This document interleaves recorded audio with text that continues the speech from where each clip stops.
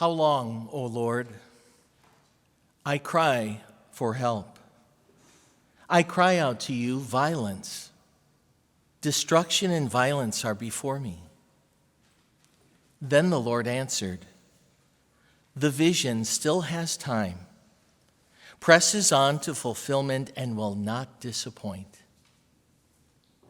My friends, these words from our first reading from the book of Habakkuk could easily echo some of our words of lament in the time before the Supreme Court decision to reverse Roe versus Wade this past June. Don't these words sound familiar to us over the last 50 years? How long, O Lord? I cry out, violence. And then, after the reversal of Roe in June, the Lord answered, the vision still has its time, presses on to fulfillment, and will not disappoint. My friends, for 50 years, Roe versus Wade was the law of the land in the United States, legalizing and protecting the right to abortion. During those years, we all cried out at times, violence, destruction, and violence are before us. We wondered if all those trips to Washington in the cold of January, all those overnights trying to catch some sleep packed on a crowded bus, all those prayers and masses and rosaries prayed, all those miles of walking up the hill to the Supreme Court, could they ever make a difference? And then the Lord answered, the vision still has its time, presses on to fulfillment, and will not disappoint. The Lord did answer us. He gave us a new vision, telling us that there is hope for the vision of a true respect for life in the womb. And that vision does press on to fulfillment and will not disappoint. My friends, as we celebrate the beginning of Respect Life Month, we celebrate many things this October that we could not celebrate last year. Many would not have dreamed such a reversal of what had stood for 50 years could have been possible, but it was. We celebrate God's faithfulness to us in allowing the vision we have of a respect for life in the womb to endure, to inspire hope. And as God tells Habakkuk, eventually it will not disappoint. We celebrate, but we are humbled by the work ahead of us.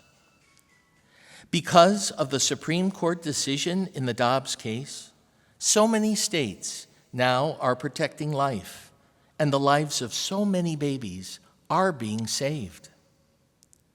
But so many other states, including our own, are tragically not protecting life.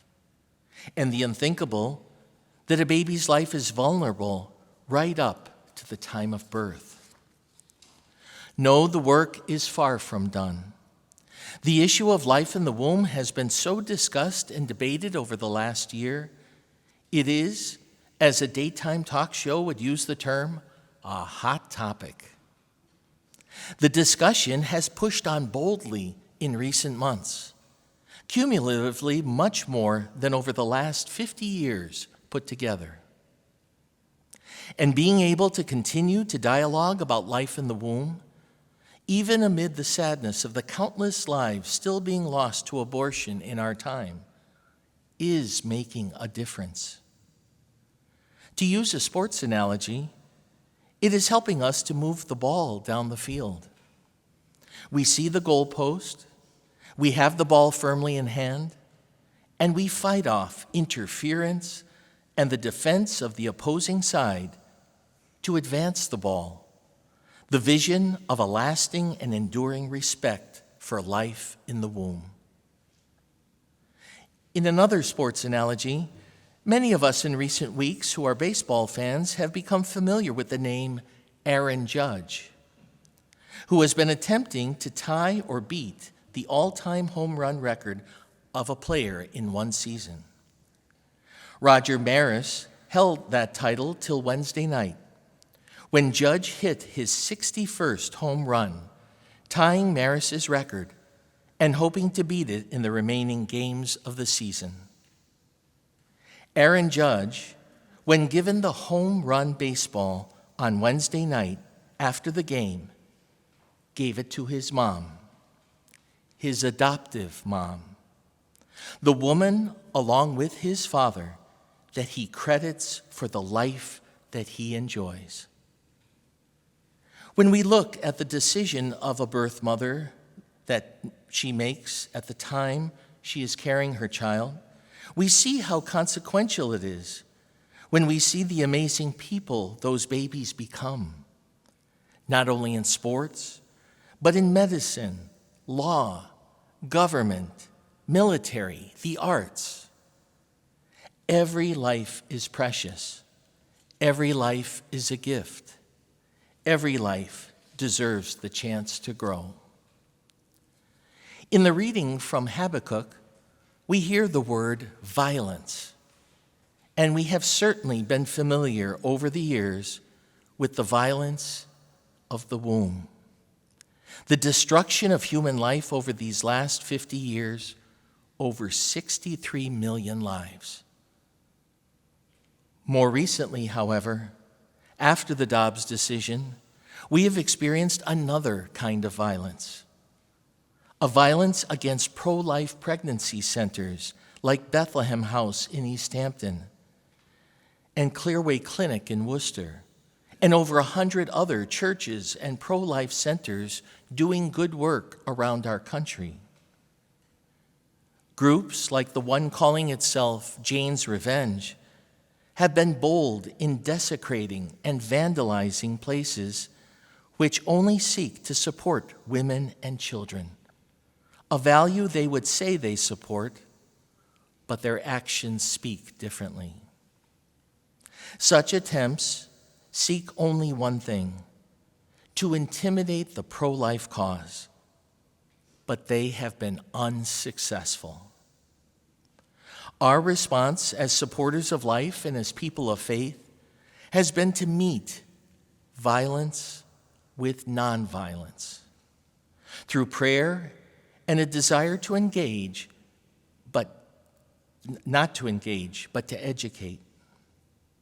These recent attacks have taught us to stand firm with dignity in the work we do, to not lose sight of who we are as followers of Christ, to not stoop low in the fight for the unborn, but to reach high through prayer and through our public witness of faith.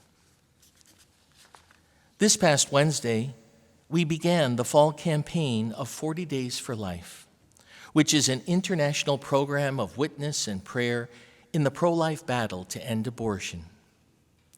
Each year, spring and fall, for 40 days, we, as followers of Christ, as Catholics and Christians of other faiths, and even people of no faith, publicly witness and or pray at Planned Parenthood in Springfield and at such places around the country where abortions are performed almost daily. This nonviolent protest of the horror of abortion during 40 Days for Life garners the respect and support of many passers-by, in addition to those who outspokenly oppose us. When we have the opportunity to talk with a mother on the sidewalk or on her way into the clinic, we speak respectfully and as fellow human beings who understand the pain of uncertainty and confusion and care about mothers and children. In addition to the 40 Days for Life witness and prayer campaign, our work in support of life takes many other forms as well. Through the good work of pro-life centers like Bethlehem House, in addition to other centers in our diocese, like New Direction Women's Center in Pittsfield, Alternatives in Greenfield, Springfield Pregnancy Care Center, and Clearway Clinic in Springfield. All these centers cover the 4 counties of western Massachusetts and allow us in our diocese to embrace what the United States Conference of Catholic Bishops calls walking with moms, accompanying women at their most critical time of their lives and the lives of their children. By providing material resources and emotional and psychological support well beyond the pregnancy, these centers begin to accomplish the goal that Archbishop William Lori, chairman of the Bishops' Committee on Pro-Life Activities, calls a radical solidarity and unconditional love for pregnant and parenting mothers. Of course, there is much more for us to do and to accomplish this radical solidarity with mothers. Maybe we can dream. Perhaps we could envision such awareness in our parishes throughout our diocese, an awareness of all the resources that exist, that most people would know what the resources are that people can be referred to, especially young mothers.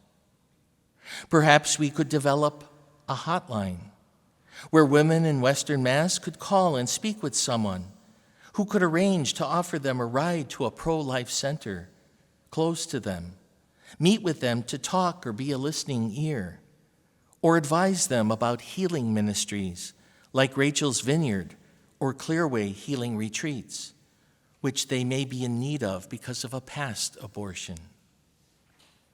Perhaps we could someday dream of having a home in the diocese for women who find themselves pregnant and in distress because they have no support from family or friends to keep their baby.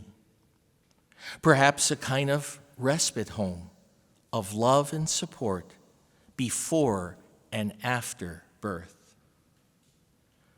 My friends, there are so many things that we can envision as we continue to work toward the ultimate vision of a real and universal respect for life in the womb. In our diocese, our parishes and priests and deacons have been an enormous support in our efforts to attain the vision of a respect for life in the womb. Through our parish pro-life contact program, volunteers in almost all of our parishes in the Diocese of Springfield are now working with their pastors and deacons and pastoral ministers in making pro-life materials available in the parishes and resources known through parish websites, on social media, and in the parish bulletin. A further goal will be to incorporate respect of life in parish religious education programs, as well as introduced into the curriculum of our Catholic schools. I am so grateful when I hear about holy hours for life, rosaries for life, Respect Life intercessions being incorporated in parishes all around our diocese. They are happening every day. My friends, it is true that respect for life must also incorporate the respect of life in all human issues, from capital punishment to end-of-life issues, to affordable housing for the poor, racial issues, reasonable costs for childcare, and a list of so many other human rights issues that we could name. We cannot do it all at once, but we can be consistent in embracing an ethic of life that respects all, especially and including the most fragile and vulnerable among us. May God continue to bless our efforts and keep us in his care. Amen.